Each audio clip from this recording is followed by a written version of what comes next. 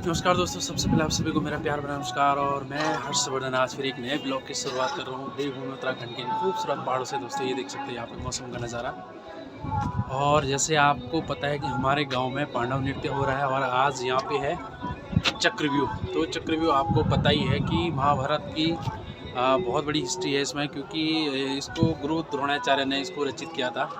तो ये गुरु द्रोणाचार्य की रचना थी, क्योंकि जब महाभारत का युद्ध हुआ तो उसमें अर्जुन युद्ध करते करते कहीं दूर चले जाते हैं। तो उस बीच गुरु द्रोणाचार्य क्या करते हैं, उसमें एक व्यू की रचना करते हैं। और उस व्यू में मतलब हजारों करोड़ों सैनिक रहते हैं, लेकिन वहाँ पे क्या होता है कि युद्ध चक्रव्यूह के अंदर जैसे घुसोगे, जैसे आपने सपोज दैट किसी एक का सैनिक का वध कर दिया, लेकिन वो व्यू चक्री की तरफ घूमता रहता है। तो उसमें जो सैनिक जैसे किसी का वध हो गया तो उसकी जगह वहाँ पे तुरंत दूसरा आ जाएगा। तो उस तरीके से उस व्यू की रचना की गई थी। तो इसको भेजना सिर्फ अर्जुन जानते थे, लेकिन अर्जुन कहीं दूर चले गए युद्ध में। श्री कृष्ण भगवान को ये सारी कहानियाँ पता थी, तो उन्होंने अर्जुन को कहीं दूर भेज दिया। और उसके बाद उस व्यू को भेजना अर्जुन के अलावा कोई नहीं जानता था। चक्रव्यूह को सिर्फ एक अभिमन्यु के अलावा। अभिमन्यु भी अंदर घुसना तो जानता था, लेकिन चक्रव्यूह से बाहर आना नहीं जानता था। तो वो भी जब सुभद्रा के कोख में थे अभिमन्यु, तो अर्जुन सुभद्रा को ये चक्रव्यूह की कहानी बताते हैं। अभिमन्यु इतने बुद्धिमानी बालक था कि उसने अपनी माँ के पेट में ही चक्रव्यूह में घुसने की पूरी रचना सुन ली। लेकिन जब वो अर्जुन बाहर आने की कहानी उनको बता रहे थे चक्रव्यूह से, तो तब तक सुभद्रा को नींद आ गई और तब वो अभिमन्यु बाहर आना नहीं जानते, इसलिए उस वजह से, क्योंकि उसमें सुभद्रा को नींद आ जाती है।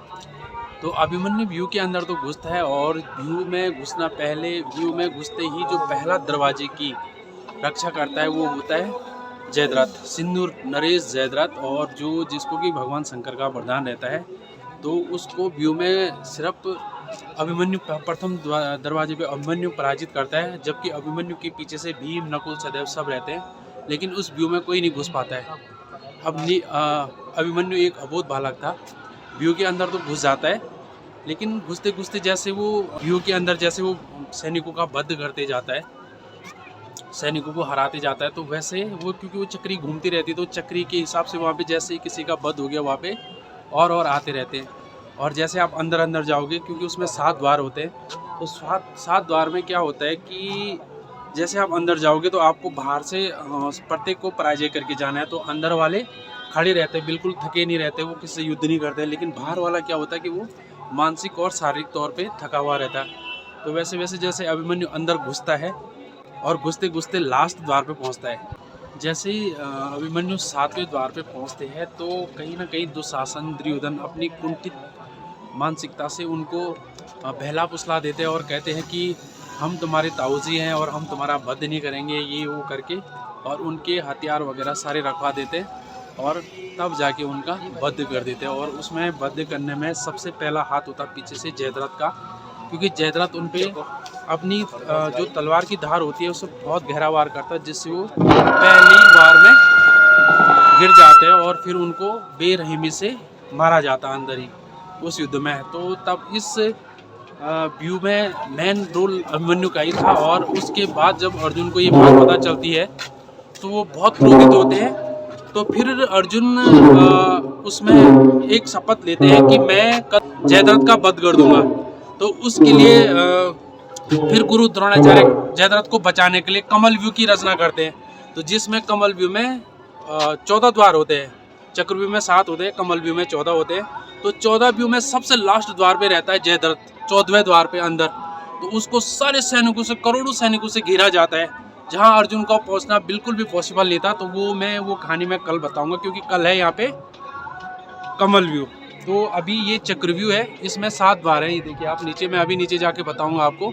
और इसके बाद इसी में कल कमल व्यू बनाया जाएगा और उसमें बनेंगे 14 द्वार। तो 14 द्वारों पे 14 सैनिक, 14 महारथी, और 7 द्वारों पे 7 करोड़ों सैनिक और 7 महारथी, यानी जयद्रथ हो गया, गुरु द्रोणाचार्य हो गया, दुशासन हो गया, कर्ण हो गया, शकुनी हो गया, और बहुत सारे हैं उसमें, और अंदर दुर्योधन हो गया। तो सारे लोग इस व्यू की सुरक्षा के लिए रहते हैं। तो ये कहीं ना कहीं श्री कृष्ण भगवान को सारी कहानियाँ पता होती है, तो वो जानबूझ के, क्योंकि चक्रव्यूह की रचना इसीलिए होती है कि किसी न किसी पांडव का वध होना तय था उसमें, 5 पांडवों में से।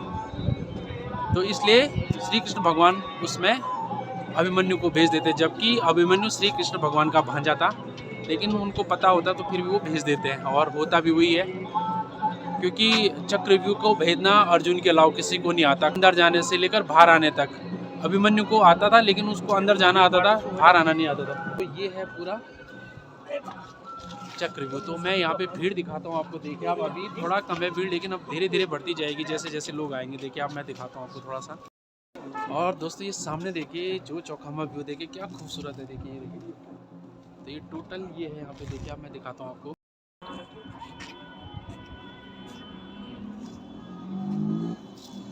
तो ये है दोस्तों पूरे गांव का नज़ारा, और ये हमारा खुन का खेत जहाँ पे हमारा चक्रव्यूह बना हुआ है। देखिए, और ये देखिए, और ये देखिए ये रोड है, ये सारी गाड़ियाँ हैं उधर से अभी भी आ ही रही है। देखिए, तो अभी काफ़ी भीड़ पड़ने वाली है यहाँ पे।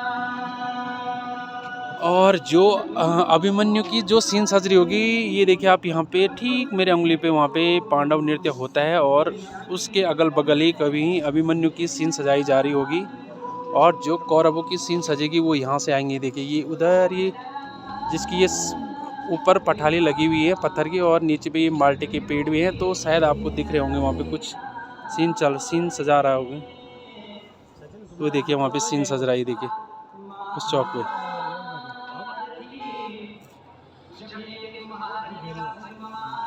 तो चलिए दोस्तों, ये है महाभारत का चक्रव्यूह।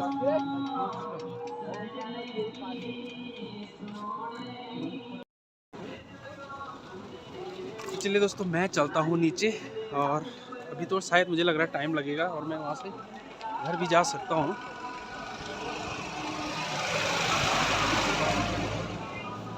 और ये देखिए सारी भीड़ आ रही है अभी,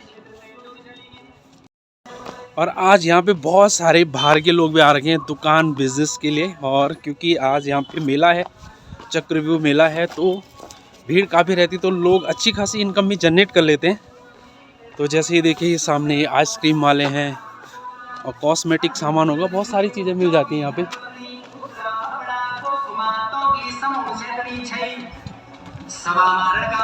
ये देखिए,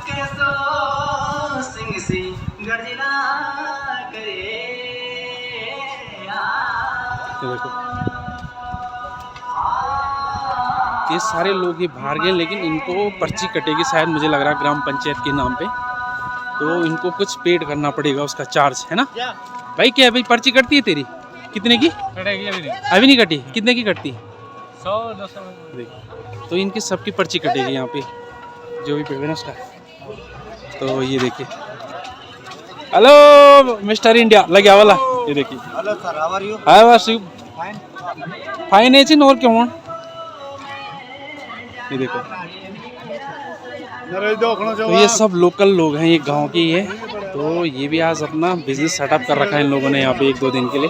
ये देखो, तो ये सब लोग बाहर गए हैं।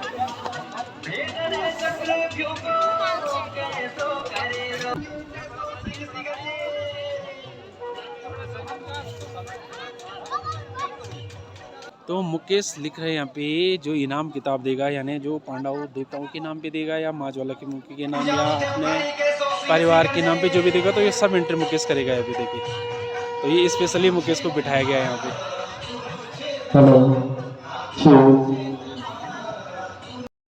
अभी मैं आपको दरवाजे दिखाता हूँ, 5 से 7 दरवाजे तक कौन कौन योद्धा रहेगा, मैं दिखाता हूँ आपको। प्रथम से 7 द्वार तक कौन कौन खड़े रहेंगे।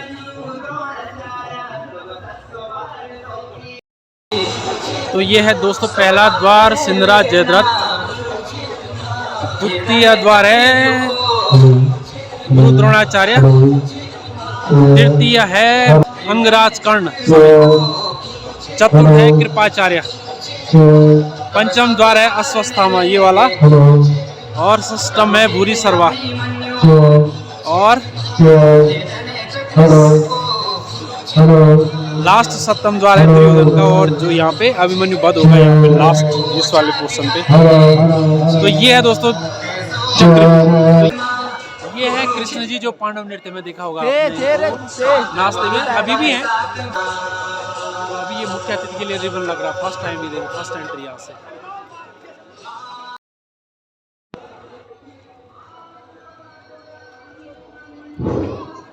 जो म्यूजिक कार्यक्रम देते हैं सम्मानित श्री भज्जू और लेडी जी, आप ही जो है। तो चलिए दोस्तों, अभी पांडव नृत्य तो चल रहा है गांव में, और मैं ले चलता हूं आपको थोड़ा जहां पे हमारी महाभारत की कौरव सेना तैयार हो रही चक्रव्यूह के लिए। मैंने आपको ऊपर से दिखाया था, तो मैं वहां ले जा रहा हूं आपको थोड़ा सा। और ये है हमारे गांव वालों के खेत, बो रखे गए हों। और आजकल दोस्तों पांडव नृत्य का ये सबसे बढ़िया सीजन होता है। इस टाइम पे नवंबर दिसंबर जनवरी में क्या होता है कि गांव वाले अपने काम काज सब फ्री हो जाते हैं। लोग ये देखो, ये गेहूं बूथ के फ्री हो गए। नीचे वाली सार में मंडवा है, कोदा है, उसको तो आराम से उसको तो जनवरी लास्ट और फरवरी तक बोते हैं।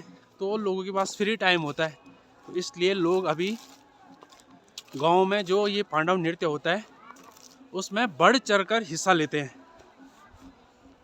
और पांडव नृत्य की तो पहाड़ों ये कहीं बातें लोग कहते हैं, जैसे कि जब यहाँ से पांडव शिव जी की खोज में स्वर्गारोहण केदारनाथ जा रहे थे, तो यहाँ पे उन्होंने अपने जो विध्वंसकारी बाण थे उन्होंने वो उत्तराखंड के लोगों को सौंप दिए थे।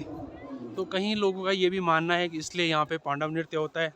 अच्छा बड़े भाई त्रिपन सिंह जी ठीक तो लंगा से, ये देखो, तो ये हो रही कौरव सेना तैयारी देखो। तो ये है सीन मास्टर गंगा सिंह चौहान जी, बड़े भाई साहब। तो जो भी मतलब जैसे हाथी वगैरह जो भी सजावट जो भी है पूरी चक्रव्यूह में, तो वो सारी बड़ी भाई साहब इनकी है। और जो ये सीन वगैरह जो इन पे सजी हुई है, सब यही करेंगे रेडी। देखिए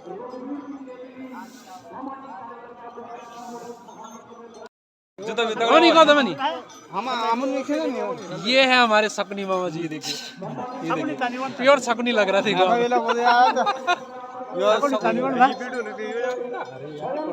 सकनी बड़ी तो सारे कौरवों के विनाश करी है सकनी मामा जी। सारे कौरवों का सत्यानाश करवा दिया पूरे। तो ये सारी कहानी मामा सकनी की होती है।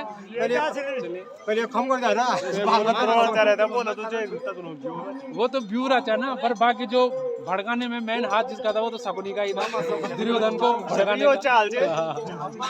वो तो सकनी की योजना थी सारी।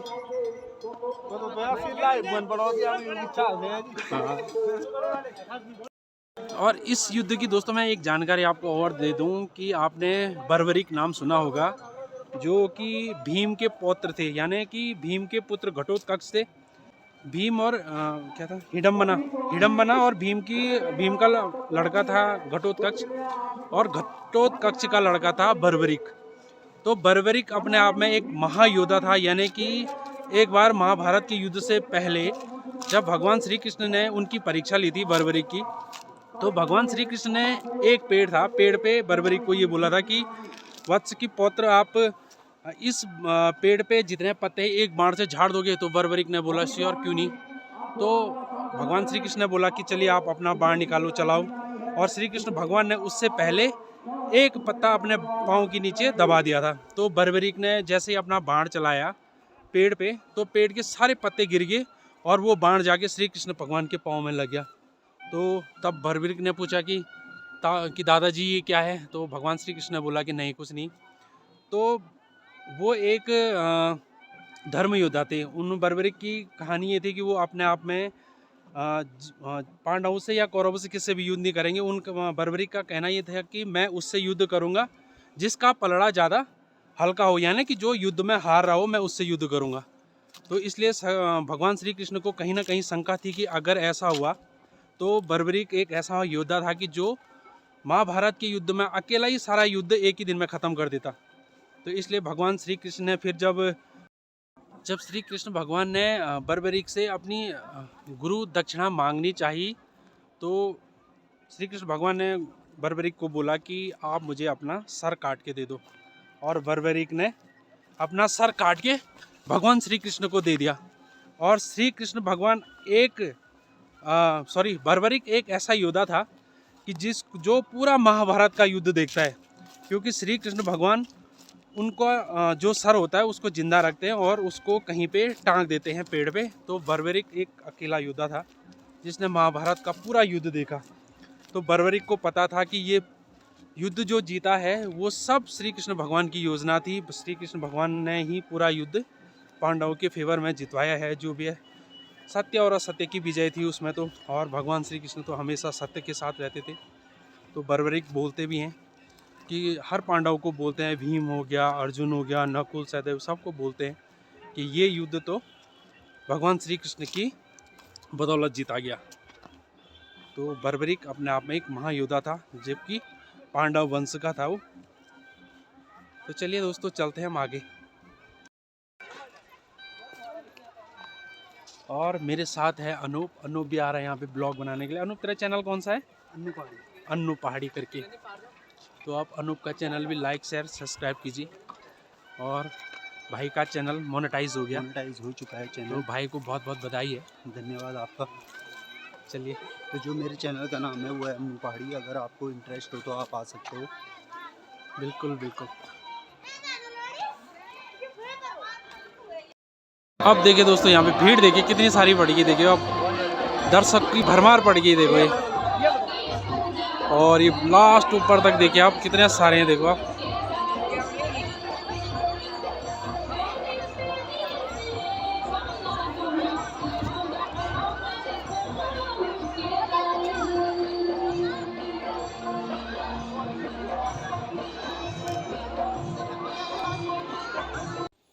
तो दोस्तों मैं इस वीडियो को 2 पार्ट में बनाऊंगा, क्योंकि वीडियो बहुत लंबी है और बहुत लंबी हो जाएगी। तो इसलिए मैं इसके 2 पार्ट बनाऊंगा, और प्रथम पार्ट में इसका यहीं समाप्त कर रहा हूं। तो आप इसका दूसरा पार्ट भी ज़रूर देखिए दोस्तों। तो मैं ले चलूँगा इसके बाद आपको दूसरे पार्ट में। श्री अभिषेक निर्देशक देशभक्ति फिल्म।